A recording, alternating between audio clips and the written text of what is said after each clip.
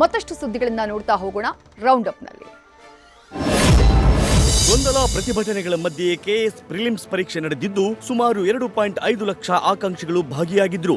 ಆದ್ರೆ ಈ ಮಧ್ಯೆ ಅಭ್ಯರ್ಥಿಗಳು ಪ್ರಶ್ನೆ ಪತ್ರಿಕೆ ಸೋರಿಕೆ ಆರೋಪ ಮಾಡುತ್ತಿದ್ದಾರೆ. ಬಳ್ಳಾರಿಯ ಪರೀಕ್ಷಾ ಸೆಂಟರ್ನಲ್ಲಿ ಪ್ರಶ್ನೆ ಪತ್ರಿಕೆ ಸೀಲಿಂಗ್ ಓಪನ್ ಆಗಿದೆ ಎಂದು ಆರೋಪಿಸಲಾಗಿದ್ದು, ಈ ಬಾರಿಯ ಪರೀಕ್ಷೆ ಸುತ್ತ ಹತ್ತಾರು ಅನುಮಾನ ಹುಟ್ಟಿಕೊಂಡಿದೆ.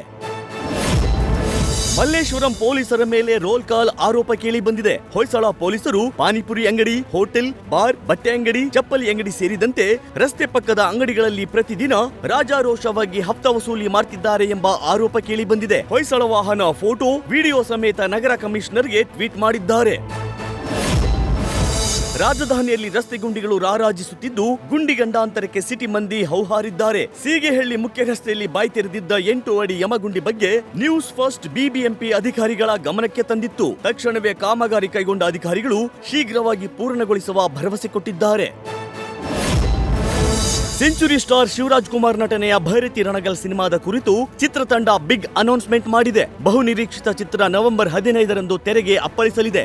ಗ್ಯಾಲರಿಯಾ ಮಾಲ್ನಲ್ಲಿ ಅಭಿಮಾನಿಗಳ ಸಮ್ಮುಖದಲ್ಲಿ ಭೈರತಿ ರಣಗಲ್ ಸಿನಿಮಾದ ಡೇಟ್ ಅನೌನ್ಸ್ ಮಾಡಲಾಯಿತು.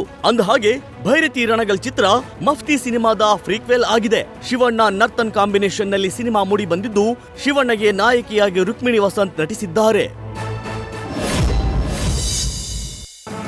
ಇತ್ತೀಚೆಗಷ್ಟೇ ತಲೈವ ರಜನಿಕಾಂತ್ ಜೊತೆ ರಿಯಲ್ ಸ್ಟಾರ್ ಉಪ್ಪಿ ನಟಿಸೋ ವಿಚಾರ ಹೊರಬಂದಿತ್ತು. ಇದೀಗ ಕನ್ನಡಿಗರು ಮತ್ತಷ್ಟು ಖುಷಿ ಪಡೋ ವಿಚಾರ ಕೂಲಿ ಚಿತ್ರತಂಡ ನೀಡುತ್ತಿದೆ. ಮೂಲಗಳ ಪ್ರಕಾರ ಕೂಲಿ ಸಿನಿಮಾದಲ್ಲಿ ಡಿಂಪಲ್ ಕ್ವೀನ್ ರಚಿತಾ ರಾಮ್ ನಟಿಸುತ್ತಿದ್ದಾರಂತೆ. ಈಗಾಗಲೇ ಮಾತುಕತೆ ಫೈನಲ್ ಆಗಿದ್ದು, ಶೂಟಿಂಗ್ ಆಗಿ ರಚಿತಾ ಚೆನ್ನೈಗೆ ಹೊರಟಿದ್ದಾರೆ ಎನ್ನಲಾಗ್ತಿದೆ. ಕೂಲಿ ಸಿನಿಮಾದಲ್ಲಿ ರಚಿತಾ ತುಂಬಾ ಪ್ರಮುಖ ಪಾತ್ರ ನಿಭಾಯಿಸುತ್ತಿದ್ದಾರಂತೆ.